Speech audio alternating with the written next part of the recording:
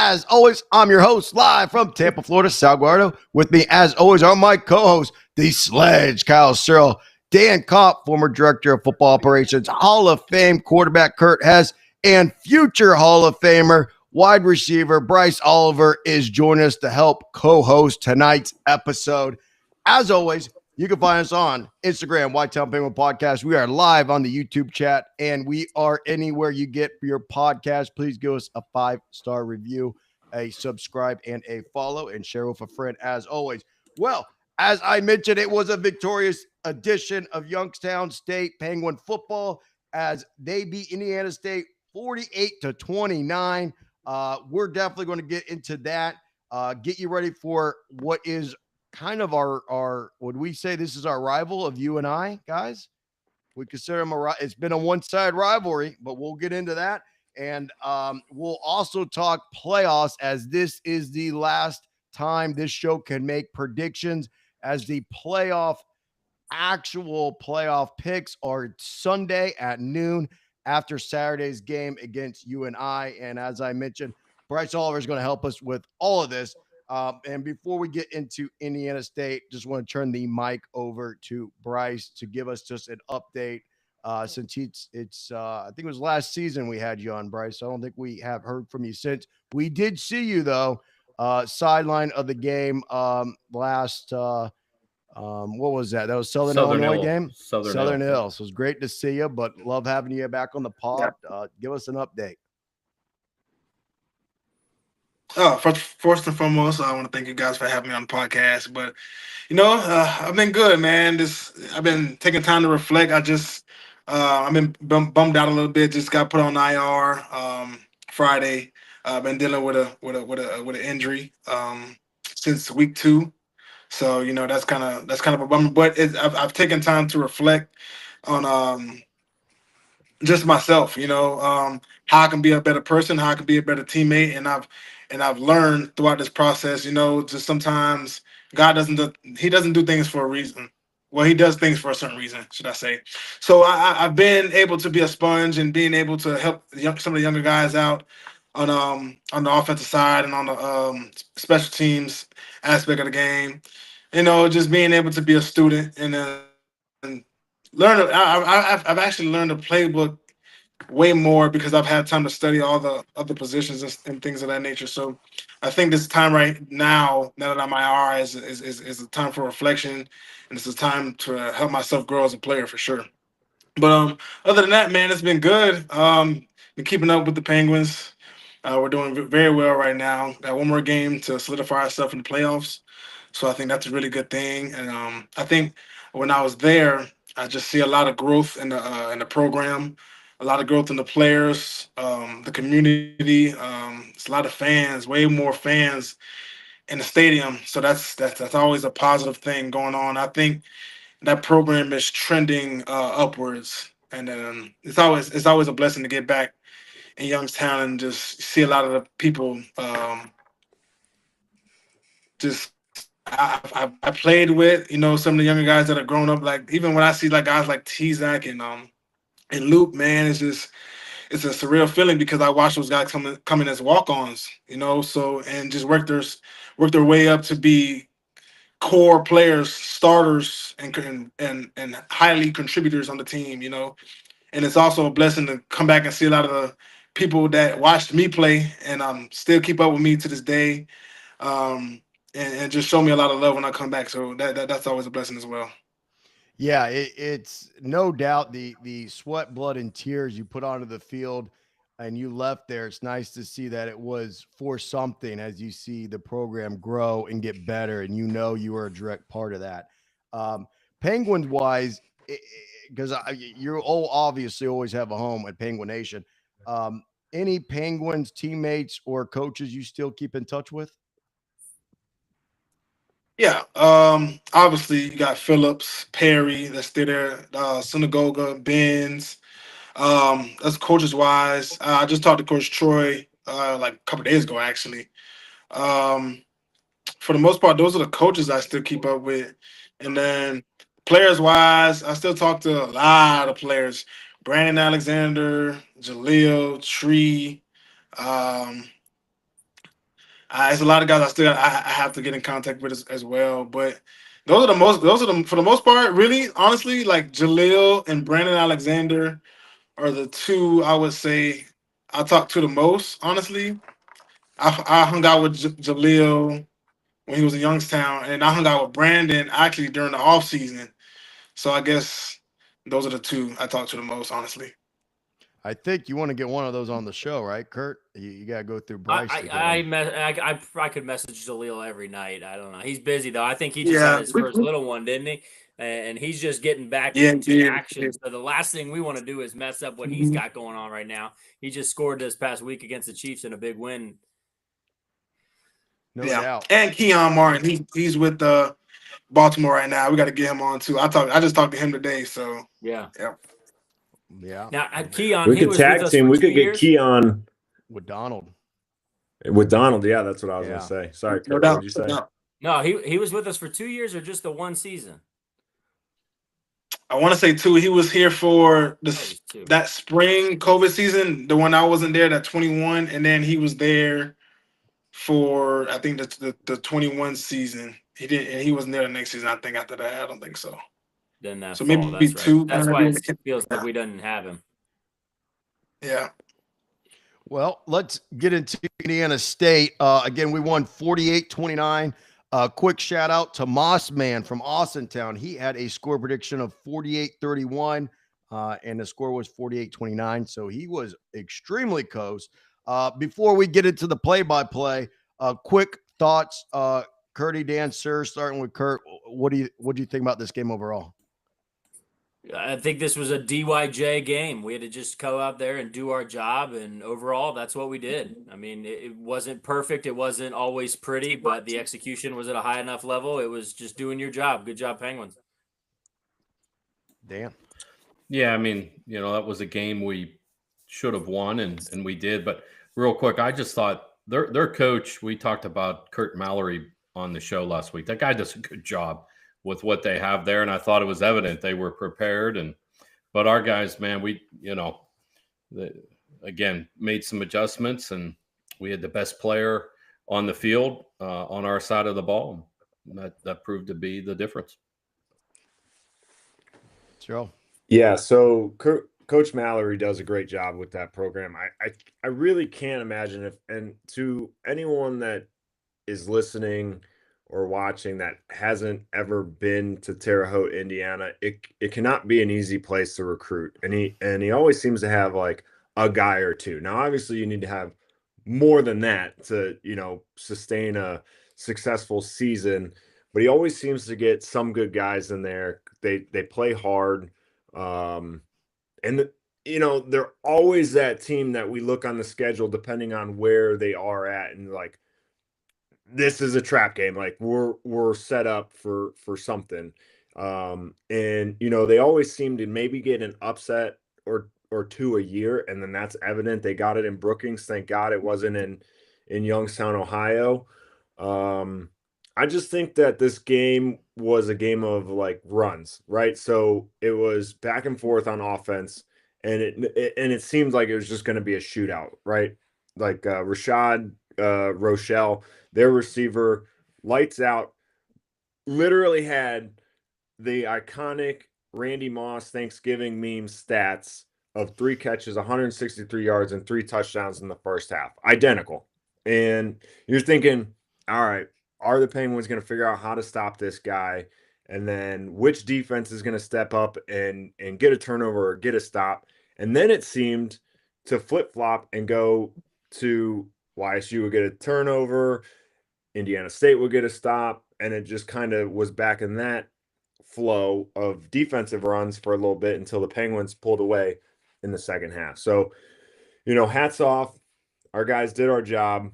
Our offense looked awesome. I think there was a couple drives that were uncharacteristic of our play calling, which turned into like punts. So, specifically, I think we have the most success on offense when we run the ball north and south, and then we get into play action or RPO on second and short, second and mid. And then if we're in third or mid and third and short, like the whole playbook's open and that's where we really do a lot of damage. I'll say that defensively, it looks like if people try and nickel and dime us, they can't, right? It's our defense is feast or famine. I feel like we get into this rhythm of, yeah, they might give up a first down after like 3-play first down, and then like the next set of downs, like they'll get a stop, or it's just a deep shot and it's a touchdown. So it's how does our defense respond and adjust to those types of game flows, which I feel like the last couple second halves we've done a good job of adjusting to whatever they're doing offensively. So No doubt. And let's get into the detail again, as Cyril kind of went to. They did hang in the game a little bit closer than comfort for something that we thought we were going to run away with. First quarter, it started off really slow with a couple of punts by the Penguins, punts by the Sycamores. We missed a field goal after 14 plays.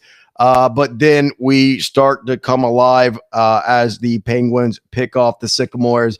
And one play later, Brungard has an 8-yard touchdown. But they stick around with us the entire game. They answer with their own 11-yard pass for a touchdown, and they filled the extra point, which seems to be something that they chase the entire game. As it's 7-6, Penguins score again, make it at 14-6 with a Bo Brungard run. They answer as they continue to, except they decide to go for 2 to try to keep pace. They can't. It's now 14-12. We answer with a touchdown. They answer back. Now it's 21-19. We get another touchdown as a Kai Wilson pass from Bo Brungard for 20 yards on a 6-play drive. That puts us up. But again, they answer. Now it's 28-26. We kick a field goal right before half, making it 31-26 going to the half. We answer in the second half of a touchdown that is much needed. That would be a Austin Bray as a 2-yard pass from Bo Brungard, making it 38-26. And at this point, as a Penguin fan, you're feeling a little bit better. 38-26, we're starting to kind of peel away. But one more touchdown from Austin Bray is a 5-yard pass from Bo Brungard, making it 45-26. And as time kind of expires, we exchange field goals as they kick a 38-yarder and we answer a 42-yarder. 48-29 is your final. Again, it was neck and neck the first half, and then the third half is when we started to peel away. Bryce, we didn't get to talk to you at all about, obviously this is your first time on the podcast this season. Not just this game, but the Penguins overall this season, and then dive into this game. What'd you think, man? I think overall, the whole season, the games that I've watched, well, I watched all of them. So I think the offense is very, very, very explosive. I was actually talking to, I forgot what I was talking to, maybe Max or somebody like that. And I was just saying, like, dang, like, you know what I'm saying? Like, the offense with Mitch and all of us, like, it looks totally different. Well, we were putting up points, but they all make it look way different. While we were scoring the ball with 9-10 play drives, they're scoring the ball 2 to 3 play drives, sometimes even 1 play. So I was saying, like, in terms of explosiveness, like, they're making it look way different. They're making it look kind of more easier, while we were more methodical, you know what I'm saying? But it looked real good. I would just say, like, in terms of, like, what I see, like, I just think that we can play better complementary football. Just, you know what I'm saying? Just sometimes we have to stay on the field longer, and defense has to get a stop. You know what I'm saying? Everybody has to play all together. Special teams is looking good. Flash is a very, very explosive returner. We give him a crease. He can always. It's always gonna be a house call. So that's always a good sign when you have a great special teams play. Obviously, we got Brendan in the kicking game as well. So I think we can play better complementary football, just offense, defense together, and special teams together. But we look good for sure. And then contrary to the game, I think the offense looked good. I mean, we sometimes we have to get off. We gotta get off the field on defense for sure. And playing in number 8, that receiver they had. Oh my goodness! I was like, dang, like Kyle said though, he iterated. Indiana State always has one player. When I was there, they had a receiver that was really good, and they had a running back that was really good. They always keep one or two guys that are very, very, really good football players. So that was kudos to them. They came to Youngstown. They they put up a fight for sure. So that was a good sign that we could, put match up points for points and then come out with a W. Yeah, no doubt. They were coming in for an upset. Curdy, what'd you think?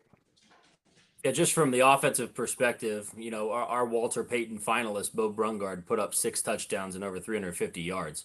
So we know what we're getting from Bo. That starts up front on offensive line, the ability to run the football and the ability to protect. What's most dangerous, I think, heading into UNI and then heading into the playoffs post Indiana State is our ability to be a balanced offense, right? We're throwing for over 250 yards a game. We're rushing for over 200 yards a game. Each game, you don't know where those yards are coming from, right? So Max Tomczak has 7 catches for 109. He could have had 3 catches for 50, and somebody else is stepping up too. So the fact that we have Flash Wilson and Solomon and Hensley that can stretch the field, Max working over the middle, we're hitting our tight ends. You don't know where this yard production is coming from, and I think that's what makes us so dangerous moving forward. If I had to nitpick what happened at Indiana State, we were 5 of 12 on third down. We would like to be a little bit higher than that, right? We gave up 2 sacks. We probably don't need to be giving up any sacks with Bo. Our offense is clicking on all cylinders right now. I think Coach Yurcich really understands what Bo can and can't do and what he's comfortable with. At right now, I mean, Bo looks like he can do everything. But the fact that we're getting all weapons involved from game to game, we don't know where the productivity is coming from. That makes us really, really dangerous. But that also makes me pretty nervous about this week's matchup, right? I would be ecstatic if this Indiana State game, from a production standpoint on offense, was what we were taking straight into the playoffs. We cannot take a step back this week offensively. And going into UNI is a place historically where we've taken a step back, right? Like when we were 8-1 our season, we went on the road to UNI. We ended up losing maybe 21-19. I feel like we didn't play our best offense that game, and we were feeling really good. Nobody could really stop us at that point. So I'm not saying we need to be nervous. I'm not saying alert, alert, alert. I feel very good about where we are, but we better keep our foot on the gas this week at practice. Better be sharp. Good road trip heading into the playoffs. The Sledge, Searle, on the defense. Before you give your thoughts, am I reading this right? Linebacker Michael Wells, 10 tackles, 3.5 sacks. Is that right? Yeah. So Dre and I had to the director of the conference was in our ear and he's like, hey, who's our impact player? And it'd be very easy to just Bo Brungard, each and every week, right? So we were like, Mike Wells showed up on defense, and I said, hey, Mike Wells had a hell of a game. That man needs some attention. 10 tackles, 3.5 sacks. Like I said, the game could have went back and forth, but he was pivotal in stopping Indiana State and not allowing the quarterback to get the ball to Rashad Rochelle. So, I mean, defense, like I said, it was they gave up a lot early, and they go in and they make adjustments, and they seem to just kind of hang on by the skin of their teeth in the first half, and then in the second half they make those adjustments and they show some growth, get some stats, play well, and that should hopefully that momentum carries into this week. Sorry, I was muted. DK, what do you think, man? Yeah, I mean, I think we've talked all year, and I know Kurt mentioned a while ago that our offense hadn't really maybe reached its peak at times, and hopefully it still hasn't. But and I know Bryce mentioned it. It does look somewhat easy for our offense to score. And I don't know if I'm saying it the right way, but there are times, and when we were on the sidelines for the Southern Illinois game, and they came down and scored a couple of times, our skill guys are coming off the field, and they're not like exhausted. They got to go sit down. I mean, we're so explosive. I mean, Flash Wilson is. I mean, he's just been incredible, along with Max and Mike Solomon and Luke. Having Luke back's been huge. I thought maybe, and you guys know I love tight end play. I thought having our tight ends, Bray and those guys catching touchdowns was huge. That's just another element for people to have to another guy to cover. So offensively, we're just fun to watch. I mean, it's so explosive.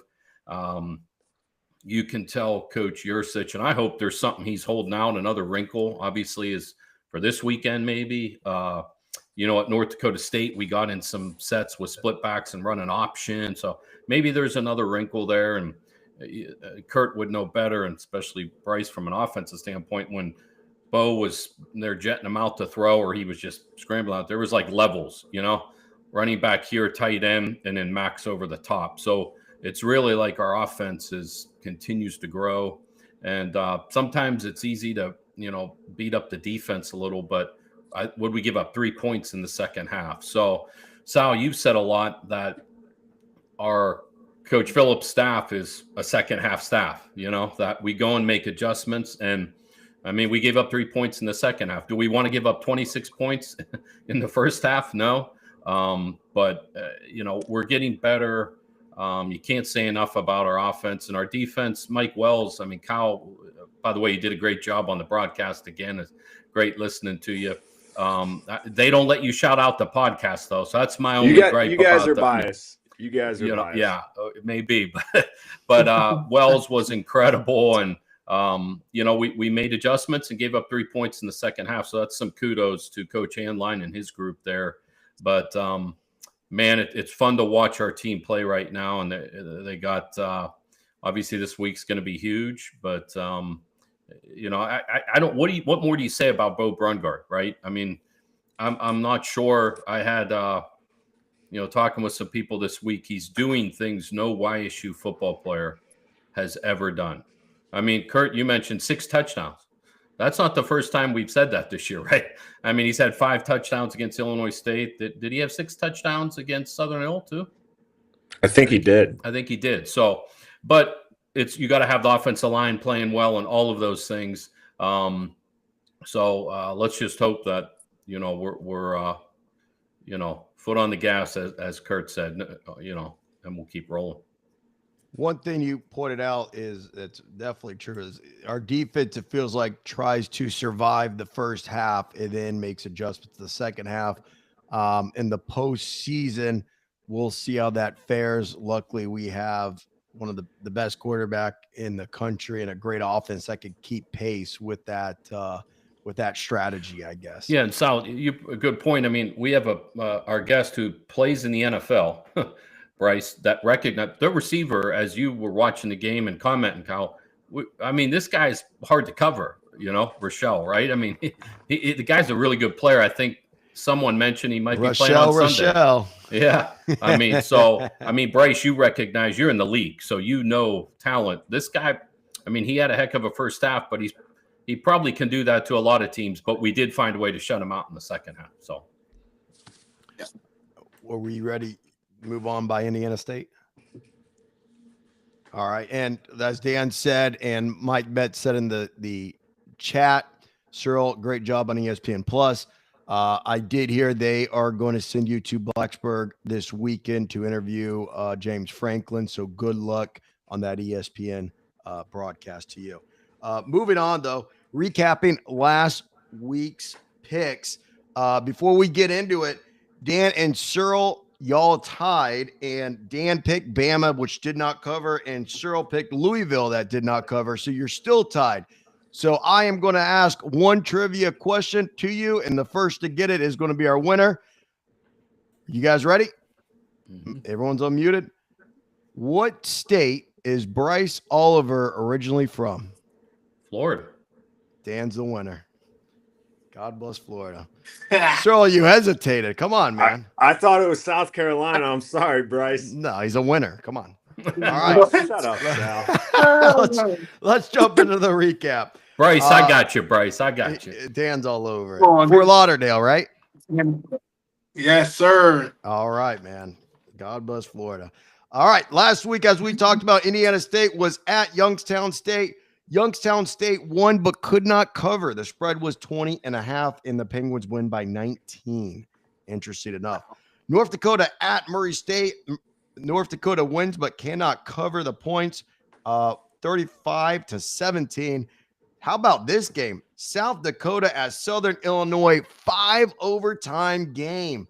It was a pick 'em and crazy game, but South Dakota comes out on top, and this had huge playoff pitcher game, and we'll get into what that means later on. Illinois State at South Dakota State. Illinois State wins and upset covers. They were the underdog, 35-21. I think they were up 35-0 at one point. Northern Iowa, who we are going to see this weekend at the Fargo Dome of North Dakota State. North Dakota State wins but cannot cover, 48-16. The spread was 33.5. Any comments on those games? You guys want to talk playoffs?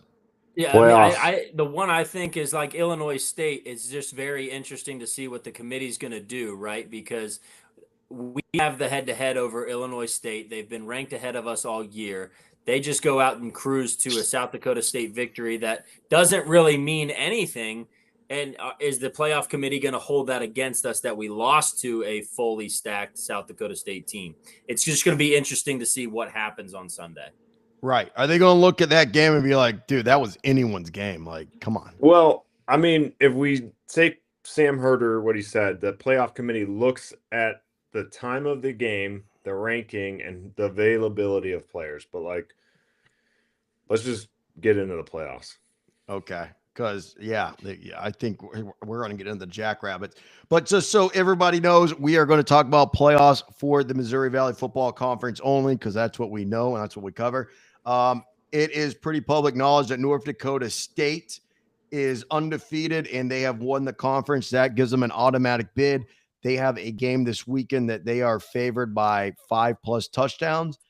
They win that, they're going to be the number 1 seed. So we could put them aside. Who is left? South Dakota, Illinois State, North Dakota, your Youngstown State Penguins, South Dakota State, and Southern Illinois. Those are the ones that are not completely in, but we think they have an opportunity. Guys, who's in, who's getting a seed? And then obviously diving on the Penguins, are we going to get a top 16 seed of the 24 teams? Are we going to host the playoffs? Who do you want us to play? Give it all to us. Curdy.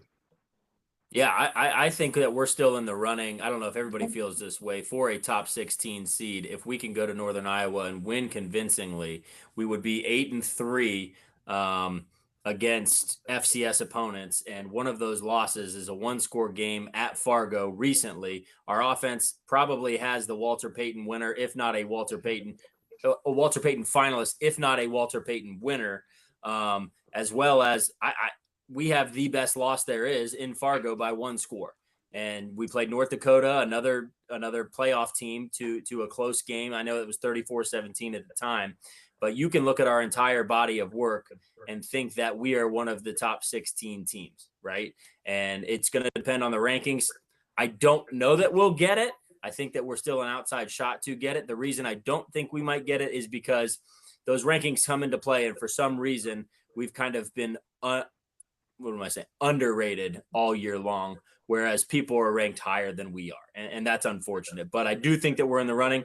If we can go to Cedar Falls and win 35-7, then, and Bo Brungard's been putting up these stats, there's a strong case on that committee, table, panel, whatever it's going to be, that says, you know what, they're playing in the toughest conference. They played an 8-point game to Fargo, North Dakota. Is there any reason that Villanova should be ranked higher than this team right now? I think it's worth a conversation. I think we're still in there. Yeah, so I agree with Kurt. Youngstown State, you win, you're in. I do agree that we are a top 16 team and deserve a seed in a home playoff game. Will that happen? Who knows? Honestly, I think I'm going to say it right here. Regardless of if South Dakota State wins, I think they're out. I don't think they deserve to be in. I don't care if Chase Mason is back or whatever the case may be. I just don't see it right now from them. And I think that, we've been penalized. Youngstown State has been penalized in the past for stringing losses together, exactly like how South Dakota State did. I know Sam Herder says if they they finish they're 8-4, they'll be in, but they'll likely be in at 8-4. But I think that they're going to have a first or a second round exit. I just don't see that South Dakota State, play that we've been accustomed to in the past couple of years. I think South Dakota's in, Illinois State's in. I mean, we might have 5 teams in. I don't see the conference getting 6 in. So the 6th team to me would be South Dakota State, and I don't see it. But with that being said, Penguins got to win before all else. DK. I'll let Bryce go. Go ahead, Bryce. All right, go, Bryce. Okay, yeah. I think like what Kurt was saying. I think if we go into the Unidome and win convincingly, I think, man, it's gonna be hard. It's gonna be hard not to put us in the playoffs. And just going back to the game at Fargo, man, I don't. And this is me being as real as I can. I did not see North Dakota State being a better team than us. I think self-inflicted wounds caused us to not win that ball game. 100%. So I think, are we a top 16 team in the country? Yes, I think we're a top 10 team in the country, if you ask me. So I don't know, man. I just think we have to go into this week and win in a dominant fashion. That'll solidify it. A win will solidify it, but a dominant win will definitely solidify a top 16 team and maybe a home playoff game for sure. Yeah, I mean, I think obviously we got to start out with, the famous cliche, nothing matters if we don't go on there and win. So we're 8-4, we're in the playoffs. I mean, I think we can all agree with that. It has to happen if we go 8-4. I think this game for us is going to be tough because there's maybe a lot of pressure on our guys, obviously, to win and get in. And so we might be tight at the outset of the game. It's a tough place to play. We all know that. I've heard Coach Phillips talk about, these guys weren't born. Most of our players, all of our players, probably the last time we went out there. So I don't know if that is a factor as much as there's a lot riding on this game for our guys. And we're still a young football team in a lot of ways. So I think it'll be a tight game, but 8-4 and we're in. And what Bryce said, I agree with. I would be disappointed if we go 8-4 with a loss to a Big Ten team. Very well, as we all know, should have beat, not just could have. It wasn't like we gave up big plays, lost to North Dakota State, but we did lose. North Dakota, another good team, and we beat Illinois State, beat Southern Ill. So we're in with a win, and I would be disappointed if we're not a 12 seed. Seated somewhere there. We're not. If we go 8-4 with arguably the best player in the country, and we're ranked 16th at the end of the year, I think that's an insult. And if it is, then maybe our guys play pissed off as we get in the playoffs. So maybe that's a good thing too. But I think it's going to be a tight game just with a lot of those things going on. But remember this, North Dakota has a lot to play for with South Dakota State coming in. So as Kyle mentioned, South Dakota State goes out there and wins, they're in the playoffs. But if they lose, North Dakota can't afford that loss either for their seeding. So North Dakota will be playing for a lot. And, but I think we're getting at least, 5 teams out of the conference in. I mean, I think that's pretty much if North Dakota wins and Illinois State wins, right? We know North Dakota State's in, we're going to get in. So there's going to be 5 teams in there with us winning. So a lot going on, but, I just can't, would be highly disappointed if we're not like somewhere 10 or 12 when we go 8-4. One thing we definitely know for sure is committee never penalizes you using those FBS money games. So if you look at it that way, I'm just going down the list here. North Dakota State's in, that's one. South Dakota, who their season's over, they got a bye week this week, which really worked out for them. They're 8-3 FCS wise, so they only have 3 FCS losses. Illinois State 8-2, only 2 FCS losses. That's a lock. North Dakota 7-3, 3 FCS losses. I mean, they win, they're in this weekend. Same with us, 7-3. We only have 3. I'm speaking FCS, of course. 3 FCS losses. We're in. And then back to what Kyle said about South Dakota State. FCS wise, they're 7-4. They have 4 FCS losses, not a loss to a Big Ten team or an SEC team. They got 4 FCS losses. And just from, and I know it's biased, I know there's brand names, but I could just imagine if Bo didn't play in 4 games and we lost 4 games and he was expected to come back in December, like they wouldn't care. They'd just say, that's it. You lost 4. You guys are out. And that needs to be the same treatment the Jackrabbits get. I'm sorry. And I second the Sledge on that. So they're definitely out. And then unfortunately for Southern Illinois, that was their Super Bowl. They lost in 5 overtimes. And it stinks because we saw that they are a very good and capable team. So I have 5 teams from the conference. I think we all more or less agree. One thing I am fearful for is I rather not be a top 16 seed than get the 16 seed because everyone knows if we're the 16 seed, round 2 is Fargo, which when we go up there and beat them, yeah. But would I rather have someone else beat them for us? Absolutely. That'd be a lot better and more convenient. So I'd like to be a 15 seed or nothing, but Sam Herder has us now not seeded, playing at number 16 Villanova. Winner goes to Fargo. And I hate to say it, I think he's right. I think regionally they're going to match us against Villanova, and we're going to probably have to ride out there. So Cyril and Kurt, y'all could get your what is it, crab fries y'all like out there? Oh, that was good. But Yeah, hey, crab fries. Two things that Sam said that contradicts, though, is the fact that they're not picking based off of region anymore, and they don't necessarily want to set people up for matchups that they've already seen. So Well, why would they put us there when they can put us at either the one below that or the one above that when it's not going against a regional matchup, but it's also not setting up a rematch? It's semi-regional, so it's like Right. it's not strictly based off of region anymore, and we haven't played Villanova yet this season. So if we played Villanova at the beginning of this season, then they would opt to try and avoid that. But even because we played them last or 2 seasons ago in the playoffs, Do we and play we them played next them season last or year. no? What's that?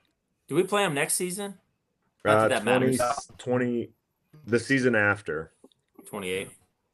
Yeah, the Sledge is right. He did say but they do try to get those rod games and save the NCAA some point, I believe, right? This reminds me of why I hate rankings. I mean, this is all great discussion. We just have to go win a football game, and then whatever happens, happens. I mean, what are we going to do? I mean, we just have to worry about winning a game, going out there and playing like we're capable of. And I mean, if the score is like 35-7 or 38-21 or 42-34, I don't know, whatever it might be, we win, we're in. We're 8-4, and then it is what it is. And in 2016 we got who'd we have? We had to go play Jacksonville State, right? And so let it all shake out, but we just got to win. And I don't know. I didn't follow up what Sam said about his rankings, but who knows? That was his bracketology. He had us at going to number 16 seed Villanova. He had us ranked like number 10. Yeah, how we dropped from that to I don't know, but that's the madness I don't understand.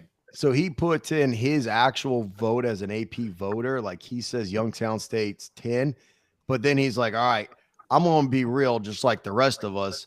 The playoff committee doesn't like Youngstown State. They're probably not going to rank them in the top 16. So that's how he does a prediction, not his, right. Good. Anyway. I hope they insult our guys and we got even a bigger edge, right, Bryce? I hope. I mean, good. No doubt. Piss us off, and here we go. So, anything else on the playoffs? You guys want to turn the page? Let's run it. Okay, let's run it. All right. Your Number 17, Youngstown State Penguins are at the Unidome of Northern Iowa for the rivalry game. 2 p.m. on ESPN Plus. Before we get into the fun facts, historically, things have been a mess, but recently I got great news for you. But I'm gonna turn it over to Stroll to get into the historics of how this rivalry's gone thus far. All right, so the rivalry at Northern Iowa has historically not gone the Penguins' favor, and I have every score and the results of it since '99. All right, so everyone just bear with me. It's important to my next point. 99 last win at UNI. YSU wins 29-20, and YSU loses. YSU finished the season 12-3 and lost to Georgia Southern in the national title game. 2001, YSU is ranked number 2 at the time of play, and UNI wins 30-11. YSU is 8-3 and misses the playoffs that year. UNI is 11-3 and lost in the semi to the eventual championship winner, Montana. All right. 2003, UNI wins 47-9. YSU finishes 5-7, no playoffs. Northern Iowa finishes 10-3, lost to Delaware in the second round. 2005, YSU is ranked number 11 at the time of play, and UNI wins 21-7. YSU finishes 8-3, misses the playoffs. UNI goes on to an 11-4 season and lost in the championship to App State. There was a 3-way tie that year for the conference, which Youngstown State shared with UNI and Southern Illinois and was left out of the playoffs. 2007, UNI wins 14-13. YSU finishes 7-4, misses playoffs. UNI finishes 12-1 and lost to Delaware and Joe Flacco in the quarterfinal. 2009, UNI wins 28-7. YSU finishes 6-5, no playoffs. UNI 7-4, no playoffs. 2011, UNI wins 21-7. YSU finishes 6-5. UNI goes on to a 10-3 season and lost to Montana in the second round. YSU upset number 1 NDSU the following week, missed playoffs. That was Kurt and mine's sophomore year. Yeah. Sophomore year. All right. 2013, YSU is ranked number 9 at the time of play. And let me say this, Northern Iowa did not have a conference win at the time of this game. YSU finished sorry, I lost my spot. UNI wins 22-20 on a last second field goal. YSU finished 8-4, missed the playoffs. UNI finished 7-5 and finished 3-5 in the conference. Like I said, they're 0-3 at the time of play. Or 0-5 at the time of play in conference. 2017, UNI wins 21-14. YSU is 6-5. UNI 8-5. Lost in the second round to South Dakota State. 2019, YSU is ranked number 19 at the time of play. UNI wins 21-14. YSU finished 6-6. Obviously, no playoffs. UNI is 10-5 and lost in the quarterfinals to James Madison. 21, I believe, is Coach Phillips' first trip to Cedar Falls. UNI wins 34-7. YSU has a rough year, rebuilding year for Coach Phillips, 3-7. UNI, it finishes 6-6 and only 4-4 in the conference. So definitely a winnable game, but we just weren't ready there. 2023, YSU is ranked number 23/19, depending on which poll. UNI wins 44-41. YSU lost. YSU did get into the playoffs that year, lost to Villanova. Bryce, were you on that team? The 44-41. Yeah, that game was electric. I mean, we had multiple fourth quarter comebacks down double digits. It was wild game. UNI finished 6-5, 5-3 in the conference, no playoffs. So if the Penguins win that game, they get a better seed, probably go deeper in the playoffs. And then, so the point of all that, and that was specifically at Northern Iowa. So the point of all that is this game has cost YSU the playoffs 4 times since 2001. And in 2001, they were the conference champs, didn't get in. 2005, didn't get in. 2007, didn't get in. And 2013, didn't get in. And there's a couple like 7-4 years that would be borderline. So you can even add to that. But that's the case, and that's the urgency of this game and playing it where it's being played right now, and the importance of it, and not saying we have Bo Brungard and all this is, we're going to run away with this. Their defense isn't that good. Our offense is awesome. This game has cost YSU in the past. And so that's the history at Northern Iowa. And that should have us sitting on the edge of our seat a little bit. No doubt. Thank you, Sludge. And just to recap a couple of things that he gave all the detail on. After we beat him in 1999, we went on an 11 game losing streak in 11 years. We didn't beat them until Dan, Sledge, and Kurt, you guys beat them in 2012.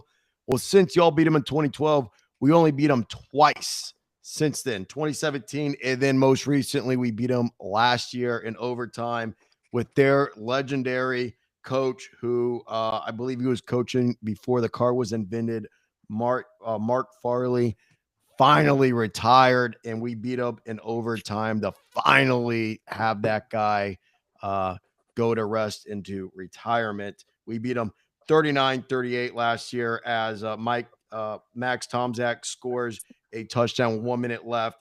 But of course, with 2 seconds, they happen to kick a field goal to lead us to overtime. But I do have great news for you. They have a new head coach, Todd Stepsis. Is it Stepsis? It's spelled literally Stepsis. Anyway, it's his first season. He is coming over from Drake. He was there for 6 years previously. They are having a rough go this year. Their offense is not the best, but neither was Indiana State. They managed to beat Butler and Eastern Washington at the start of the year. Most recently, a couple weeks ago, they beat Murray State, but who hasn't? Since then, they have lost 8, though. Wyoming, Utah Tech, North Dakota, South Dakota State, South Dakota, Southern Illinois, Illinois State, North Dakota State. They have lost 1, 2, 3, 4, 5, 6, 8. 7 of their last 8 games. So, as Kyle's mentioned, it doesn't really matter, but let's get into some fun facts.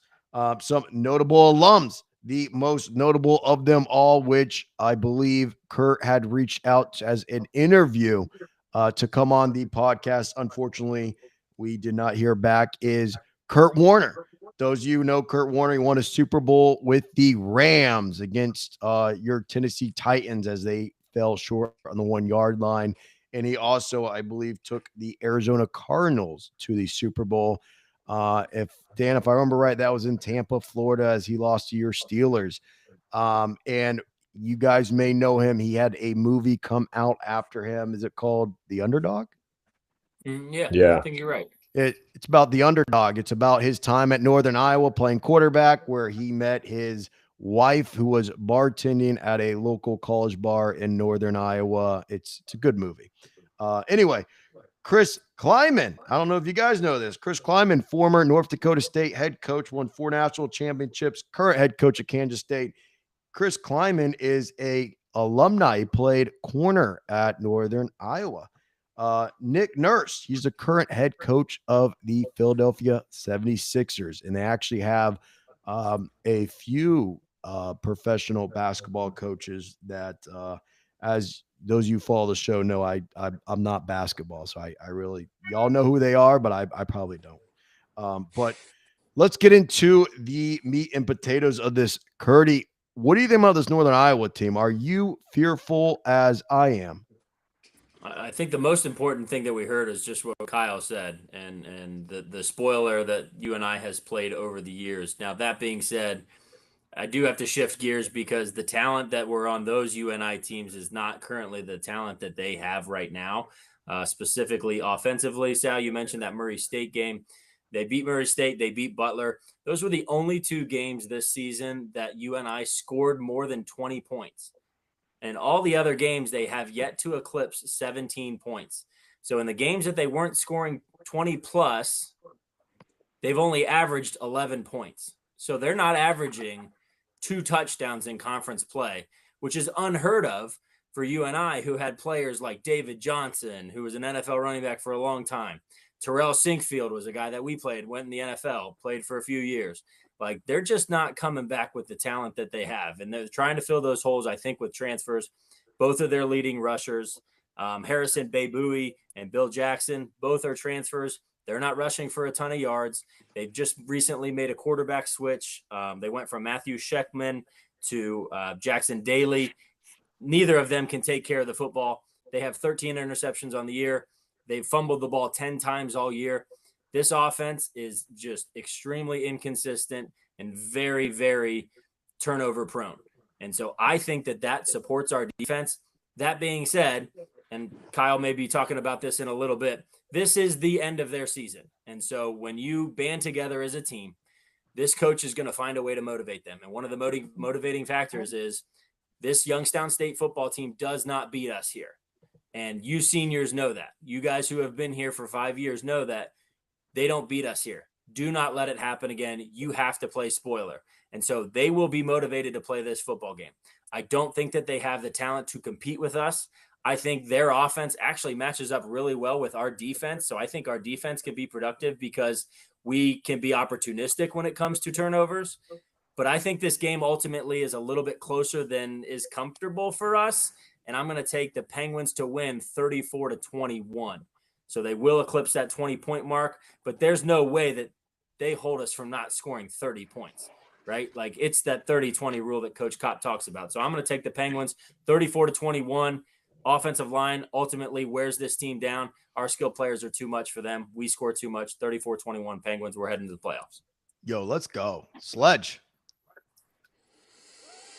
Yeah, man, like this defense is kind of similar to their offense, not just average to maybe below average. They're giving up 26 points a game, and that's factoring in teams that aren't as good as the NDSUs and the Illinois States and things like that. Rushing, they're giving up 175 yards on the ground, 200 plus yards through the air. And the way that, Coach Yursich has been just really balanced, like Kurt said earlier, this sets up to we should be able to go out there and do what we want. We should be able to get into a like a pre-playoff mode, right? This is the playoffs, right? We have to consider the history of this game, the importance of it. It's their senior day. It's the last time these guys are going to touch a football field for 99% of them. It's the last time they'll touch a football field. So, there's going to be urgency over there. It's going to be a hostile environment, and Coach Stepsis is going to look to grab some momentum for next season into the offseason, right? We always talk about that when we're having a down year. What can we do to build going into the offseason to get a head start on next year? And UNI is in that mode right now, and we are in their way, right? And they are in our way. And so I think there's a couple guys that we need to look at on defense that are kind of dangerous. Owen Ostrowski, he leads the team in sacks. He's second in TFLs. Tucker Langenberg, he's an athletic linebacker. He has some range, has some TFLs, second in the team in tackles by 1. So, I mean, he's right up there with Ryan Crandall, who's their safety, who actually leads the team in tackles and has a ton of TFLs. So it's like a safety with TFLs is, to me, super wild. But, I think that this game does kind of just make me nervous because this game's either going to go one of two ways. We're going to be in a shootout, and we shouldn't be. Or my score prediction, we're going to win 52-24. 52. Woo. 52. We're gonna double their points per game. Jiminy crickets. No, DK. This YSU team, if they understand what's at hand here, and we talked about what we think we need to do to get a seed. Coach Yursich, foot on the gas, don't stop. until after 0-0 hits the fourth quarter. Last game of the year, Coach. Go ahead, DK. Bryce. I want to hear what Bryce has to say. Then I'll finish up after him. All right, let's hear it, Bryce. Yeah, I think we got a couple guys on the team that was there my first year at YSU when we went down there to Unidome. We got beat by like 30 points or something like that. It was like 34-7. Did Kyle say? Luke and Max were there. I think they better. I think those guys have to set the tone this week and just telling it like making it a collective effort to put some more emphasis behind this game. You know what I'm saying? Like we have to have a sense of urgency in this game just because of the history and what's at stake, you know. So I think putting all things into consideration, man, we have to rally up the troops, man, because we can't have no let ups this game. And it goes to show. I mean, I was in the same situation my first year at YSU when we were 3-7, and we went to Southern Hill the last game of the season. We didn't have nothing to play for, and we went to Southern Hill and we beat them. You know, so it's the same. It's the same thing, and you would say this is the rivalry. So I'm pretty sure Northern Iowa's coach is going to have them ready to go and ready to be on spoiler alert, and they're going to play with a chip on their shoulder or us coming into town for sure. What is your score prediction? Score prediction. I'm going to go 35-17. The Gwins win. Love it. DK. Yeah, I mean, we've said it all. I mean, Kyle brought up all those, that's hard to listen to. We all lived some of that pain, and but it's kind of like last year. Coach Phillips talked about this. Last year was our want to get a win, go into the offseason the right way, and that was kind of our first, but glimpse into Bo Brungard, how he won the game for us, and so did all the other guys on the team. But so they're kind of in our situation a year ago that they're playing for just their seniors. They know the history. I mean, obviously. I mean, I'm sure everyone's talking about it in Waterloo about, we always beat YSU. We always beat them here. So, but I just think it's a different time. We've got a lot of really good players. Our offense is scary. We've been talking about it. If we just play, call it what you want, our average game on offense, we'll be just fine. But I think it's going to be a tight game. I really do. I think we're going to win the game. I think we're going to win it something like, 38-24, something like that. Maybe 38-21. So whatever one you want to give me, Sal. But, we've been building to this all year. I think we talked about this early in the season on the podcast, guys, of, man, what's it going to be like if we're right at the cusp of the playoffs and we got to travel to Northern Iowa to win the game to get in, right? I think we talked about that like week 1 or 2.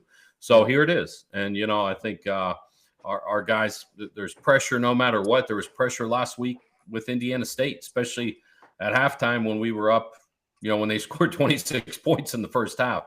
So these guys are used to that pressure. The coaches are used to it. We'll make adjustments. This coach out there is going to be just fine. But I just think it's time for us. I think it's time that we go out there and take care of business. And, but we can't do like the last time we played in the Dome and give up those cheap special teams plays, call it the way it was. We can't do those kind of things. I don't think we will. I just think it'll be a tight game because Northern Iowa is going to come out. Who knows what we're going to see? We're going to see some trick plays, right? They're going to do some things that they maybe, they're going to reach for some things because they're going to let it all out for their seniors, and they're at home. And as Kyle mentioned, for 95% of the guys, that is their last game of football ever. So we got 2 guys on this show, well, 3 guys, but I remember specifically with Kurt and Kyle, their senior day game, and that's an emotional moment. And so we're gonna have to deal with all of those things and everything else included. But we're gonna be just fine. And I just this game means so much to all of us. So I'm rooting for those guys to get that win that we all want them to get. And as Bryce mentioned, it's tough. But and we got to go on the road, right, guys? Travel's never easy. So all those factors come in. It's going to be closer than we think for a while. And Dan, I'm going to take my flowers because as we talked to the preseason about what game do you have circled on the schedule, I had UNI, and at the time I thought it would be a winner gets into the playoffs, loser stays home. It may be even worse than that because, like everyone's mentioned, they have nothing to play for, so they're going to be throwing all the trick plays they practice all year and haven't had a chance to play. They're going to go all out. So I'm extremely nervous about this. However, I think it's going to go as the last few weeks go. I think we're going to be panicked and stressed out in the first half as it's going to be close or we could be losing. And then in the second half, the defense will shut down UNI and the offense will steamroll. I am going 48-24. I think it's somewhere in the 20s each team in the first half. Second half, we peel away. Sledge, I'm not too far from you. I think I have all these score predictions. I'm going to read them out. Cyril, tell me if I missed anyone. Jason Chrome, everyone has the Penguins, by the way. Love it. No, that's not true. No. Okay. You read it out then. Tell me. So Crum has the Penguins 42-21. Nico Pappas has the Penguins 45-17. Quiggs has the Penguins 28-17. I think I missed Mets. Mets says 28-24. Mets is 28-24. Gentleman Swag has UNI 35-28. I'm gonna put a little asterisks on it, okay, because he says, he's only saying it, and he hopes his expectations get beat and things play out in YSU's favor. He's tired of getting his hopes up for the postseason. So there's a little asterisk on there. I think he's just doing like the reverse psychology pick. And then I'm going to save the best for last. Richard Wolf, 42-35 Penguins. Love it. Yeah, I had Gentleman Swag written down. I must have overlooked that he picked you and I. Intriguing, of course. Well, let's get into our picks. Next week, November 22nd, Southern Illinois is at Illinois State. 1 p.m. Illinois State is a 2.5-point favorite. I got the Redbirds to win and cover. I think the Salukis have packed it in for the year. Same thing. Yeah, I'll take the Redbirds. I don't think the Salukis have packed it in. That was a super emotional game last week, losing in 5 overtimes when you pretty much had the game in hand for a majority of it. I just think that there's going to be a little emotional hangover. Redbirds get the win. Yeah, Illinois State still got a lot to fight for. It's tough going on the road again. Give me Illinois State just because they're home. Bryce. They're playing at Illinois State, correct? Yes, sir. Okay. Oh, yeah, I'll take Illinois State. I'll take Illinois State as well. All right. Nothing wrong with disagreeing. Murray State at Indiana State, 1 p.m. Guys, I think Indiana State's starting to kind of figure it out. I think of Indiana State, they're a 6.5-point favorite. I think they're going to win and cover. I'm going to take the same thing as you, Sal, but for a different reason. I don't think Murray State has anything figured out. I'm going to take Murray State. The Sledge. Whoa. Not money line, right? Not money I do not line. like. No, I'll take them with the points. All right. Sorry, go ahead, Bryce. I like Indiana State and blowout. They cover. You give me Indiana State. This is where I get a leg up on you guys. South Dakota State at North Dakota. Huge playoff potentials. Are the Jackrabbits alive? Is North Dakota going to lock in a top seed? 2 p.m. North Dakota is a minus 10.5 favorite. I'm going North Dakota to win big. I will take the Jacks in a close one, scratching and fighting for their playoff lives, although they will lose. Yeah, I mean, apparently it all comes down to Chase Mason, and I don't know his status. North Dakota knows what's at hand here. They're probably in a similar situation as us. Win and get in, lose and you're on the bubble. Give me North Dakota at home. Minus the points. Yeah, I'm gonna take the experience of the Jackrabbits, man. I'm gonna take the Jackrabbits. Yeah, I'm gonna take North Dakota. They're playing for just as much, and they're at home. And give me North Dakota. I love a split house. Love it. Well, again, your Youngstown State Penguins ranked 17. When they are in, lose, and you can sweat it out and be as stressed out as you want as they pick the playoffs Sunday at noon. Your Youngstown State Penguins at Northern Iowa at 2 p.m. Penguins are minus 5.5 favorite. I think we all picked them to win and cover. Yeah, everyone has win and cover, right? We go all in. St. Thomas of Minnesota is at North Dakota State, 3:30 p.m. North Dakota State is a minus 38.5 favorite. I think North Dakota State's going to win, but that is a ton of points. I think they're going to call the dogs off and let some of these seniors play the game. I have St. Thomas on the points. St. Thomas on the points. They're going to pull their starters about second quarter. Let me back up to that YSU UNI spread. Is that a real spread? 5.5?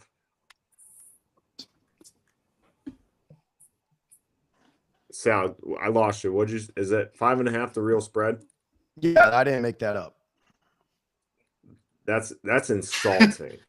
Oh boy. Anyways, give me St. Thomas of Minnesota with the points. What game are we talking about? St. Thomas at North Dakota State. 38 and a half. What's the spread? 38.5. North Dakota State might beat them folks by 50. All right. All right, so yeah, give me the points there. North Dakota State's going to rest some guys, and rightfully so. All right. And then next week, we'll all look like fools because the Bison, like Bryce said, they're going to put up 54 on them or something like that. Bryce, if you haven't done this already, I'll give you time to look it up. We do an FBS pick. You can pick any game. Take who you're picking with the ESPN spread. Look it up as we announce ours. Guys, I'm going USF is at UAB. They're a 21.5 favorite. I think they're going to win and cover that. Go Bulls.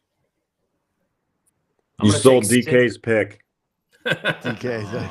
No, I'm good. I'm going to take Cincinnati at home against BYU. BYU looking to be that second Big 12 team into the college football playoff, right? They pretty much have to win out. It looks like Texas Tech's going to be in there. But Cincinnati might not win that game, but plus 2.5 in a hostile night game environment at Nippert Stadium. All right, Curdy. What do you think, Sludge? I'm going to take GT minus 2.5 versus Pitt because I hate Pitt. And I think GT's quarterback's fire. What's his name? Something King? Is it King? Haynes King. Haynes King. Bryce, you ready or you? Bryce, you ready or you want me to go? Yeah, I think I'm gonna take VTech over Miami this week. Yo,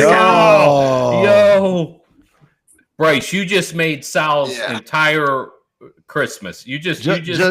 You just so you know, Kyle and I will be at that sold out game. Where I'm hopping on a flight tomorrow.